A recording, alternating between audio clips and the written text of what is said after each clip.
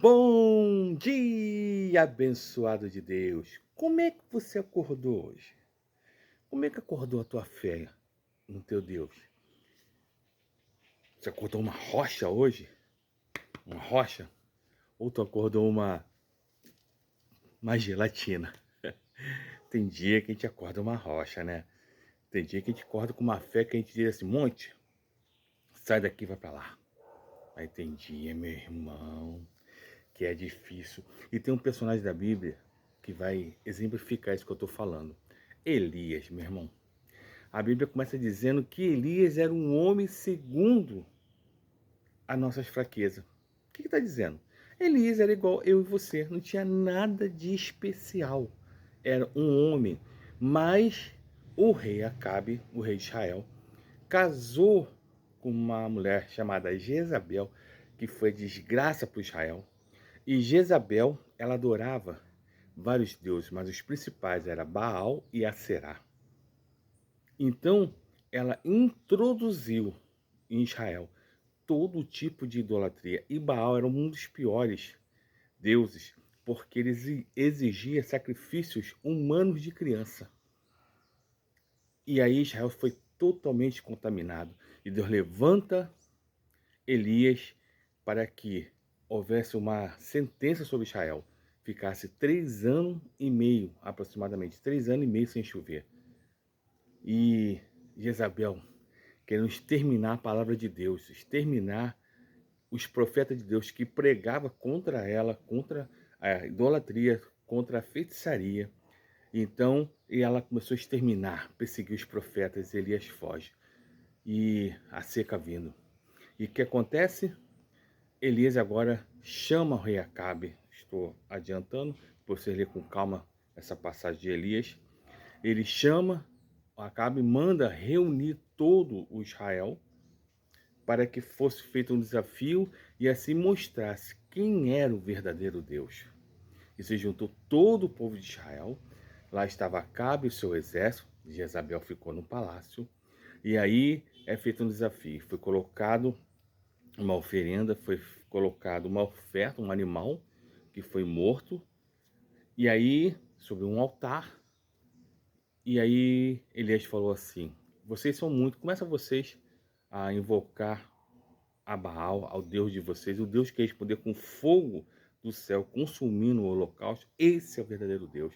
O povo, é isso aí, vamos lá, é isso mesmo. E foi feito assim. Então os profetas de Baal e os profetas de Aserá começaram a clamar quase o dia inteiro, e Baal não respondia. Elias, sarcástico, falou assim: por que você não grita mais alto? Vai que, por ser um Deus muito importante, esteja viajando. E eles gritando, começaram a se retalhar, a se cortar. E Elias falou assim: cara, grita mais alto, vai que ele está dormindo. É um Deus muito ocupado. Não aconteceu nada. Agora Elias foi e falou assim: Senhor, prove a Israel que tu é o único e verdadeiro Deus. E aí, na mesma hora, o fogo desceu sobre o holocausto. Mas antes, Elias foi restaurar o holocausto que estava destruído e colocou as pedras simbolizando as tribos de Israel. E quando ele colocou o holocausto, o animal morto, ele mandou jogar vários tachos de água. E o fogo desceu e lambeu aquela oferta, as pedras, e lambeu tudo, ficou tudo pó. Meu irmão, às vezes o milagre que você está esperando ainda não aconteceu porque o altar do teu coração, onde é para Deus estar em primeiro lugar, está em ruína. Restaura teu coração, restaura tua comunhão com Deus, para que Ele possa fazer um grande milagre. E aconteceu? Aconteceu o milagre. E agora, Elias dá uma ordem, que seja mortos os 450 profetas de Baal e os 400 profetas de Aserá. E foi morto. Rapaz, Elias estava com a faca, o queijo, a goiabada, tudo na mão. O rei Acabe estava sujeito a Elias. O exército estava sujeito a Elias. O povo todo falando: só o Senhor é Deus. Era hora de um grande avivamento, uma grande restauração. Mas Elias era um homem sujeito às mesmas paixões. Elias era um homem de carne que nem eu e você. E Elias agora queria. Era o homem. E ele falou assim, olha, rei Acabe, tá 3 anos e meio sem chover. Agora vai começar a chover. E ele pediu o servo dele, ele falou, vai lá, olha para lá para o mar, vê o que está acontecendo ali. E aí o servo dele falou assim, eu vejo uma pequena nuvem, lembra esse louvor? Eu vejo uma pequena nuvem do tamanho da mão de um homem.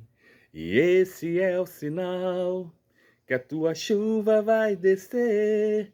Meu irmão, você está vendo o sinal está lá longe, mas tem um sinal dizendo que a chuva torrencial das bênçãos de Deus vai cair sobre a tua vida. E ele falou, Rei Acabe, pega agora a carroça e parta em retirada para que a chuva não te pegue.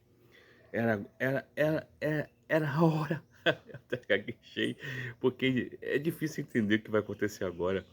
Mas Elias deu uma ordem ao rei Acabe. O Elias tinha um poder. Ele matou os 850 profetas de Jezabel. Se ele falasse assim, vai agora e mata aquela mulher que está destruindo, tentando destruir os profetas de Deus.